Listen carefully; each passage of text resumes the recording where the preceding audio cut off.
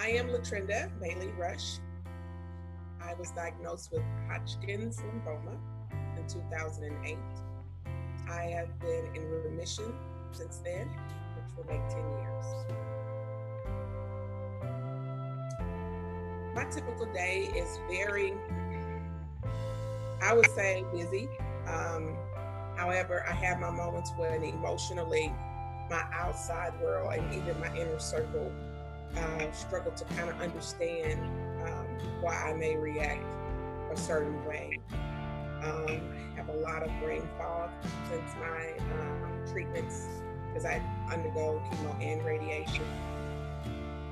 And so it's a lot of having to be reminded of things because my memory is not the same. My emotions are different. I don't care what anybody tells you. Cancer changes everything forever. They can tell you remission. They can tell you you're clear. Here's your clean bill of health. But they don't teach you how to live beyond that. And that's my struggle. My struggle is my emotions,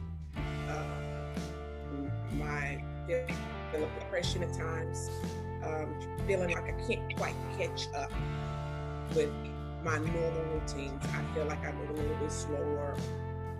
My body doesn't feel the same. It's totally different when a woman has a child and says, "Oh, I feel myself."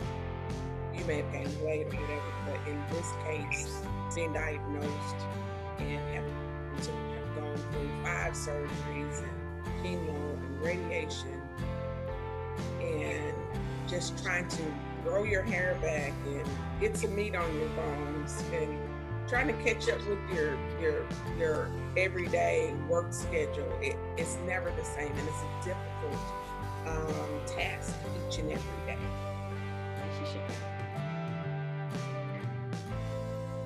My name is Jacob Rush, Sr., and I am Latrenda Bailey-Rush's husband. It was something that I had never dealt with before. I had to really dig deeper, and I found myself asking God, God, could you just take that away from her? Because I didn't want to see her go through the pain. Could you take that away from her and give it to me? Because I'll take it. But what he showed me, God was letting me know was, it's not, do you trust me enough to heal her? So you have to trust the process. And that was what I had to do, is to trust the process, because in my mind, I didn't want that for her. To be able to see those things go on, being able to see her go through the surgeries and being able to see her go through the chemo and the radiation, and seeing I'm being the one that came in to just shave her head because the hair was kept falling out. So I shaved her head, as well as when I shaved hers, I went on and shaved mine in order to show that support, to let her know you're not in this alone. And being able to talk to the children as well and letting them know, hey, look, you will see some things change in your mother. But would you rather have your mother living, or would you rather have her without? I would say, pray to God, trust, and believe. Don't run from the situation. Stick with the situation. You made a bond. You stood before the Lord and you made vows. Uphold those vows. And one of those vows was in sickness and in health.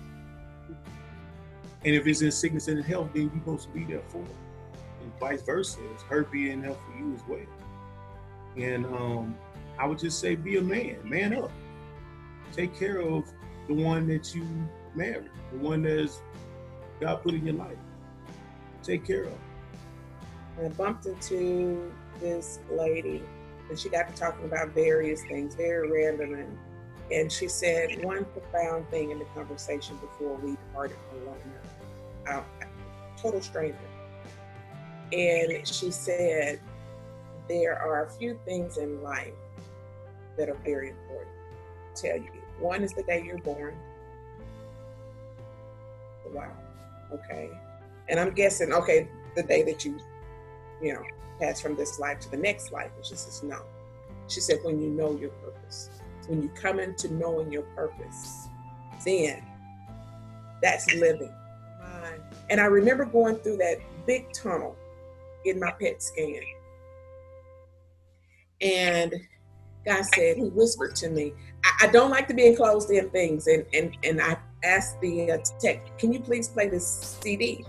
And it was all of my favorite songs that kind of keep my spirit high and everything. And he played it for me.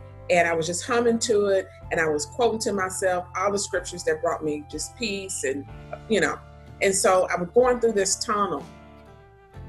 And God says, you are the apple of my eye.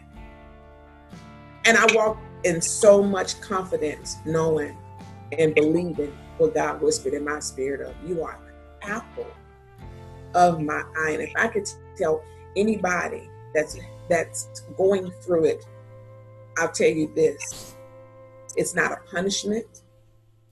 It's not a time for you to be bitter. It's not a time for you to be angry at God. It's not a time for you to have a jealous heart looking at another person. Well, why they got good health and they're not doing this to, I'm being healthy. It's not about that. It is a moment with the Lord to seek his face and to understand your purpose. And so I understand my purpose. I understand that as I edify the Lord, I have to be bold to let other people know he's real. I got a relationship with him, and not only do I have a relationship with him, I got a track record, and I can go back when I'm encountering hard spots in life. I say, oh God, they didn't my resume with you so long, and I have to smile about it because you know what? I know I'm going to be seen through. All things work together for the good of them that love him and are called according to his purpose.